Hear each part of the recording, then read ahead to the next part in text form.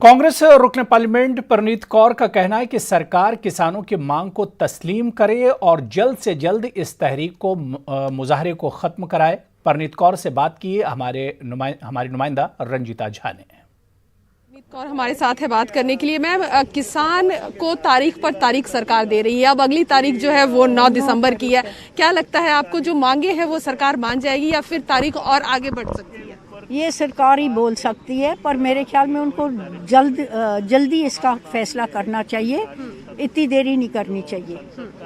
आज ये प्रोटेस्ट आप लोग कर रहे हैं, क्या है इस प्रोटेस्ट के बारे में? ये प्रोटेस्ट इसके लिए है कि हम शुरुआत से किसानों के साथ खड़े हैं और पंजाब के सांसद जो हैं वो ये मांग कर रहे हैं कि इसको जल्दी आप खारिज करिए इन कानूनों को, और इसके लिए ये विंटर सेशन या स्पेशल सेशन कॉल करना पड़े तो कॉल करें। एक सवाल है, सरकार की तरफ से ये कहा जा रहा है कि शरद पवार जब कृषि मंत्री थे, एपीएमसी एक्ट को खत्म करना चाहते थे, उन्होंने कई राज्यों के मुख्यमंत्रियों से इस बाबत बात भी की थी, तो फिर आज विरोध किस लिए?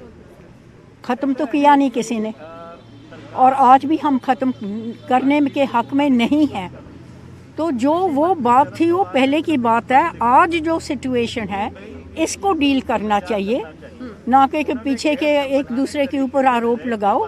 किसानों की जिंदगी, उनके घर बार की, उनके खाने पीने की ये सवाल है, और इसके साथ एक एक व्यक्ति सारे हिंदुस्तान में जुड़ा हुआ है।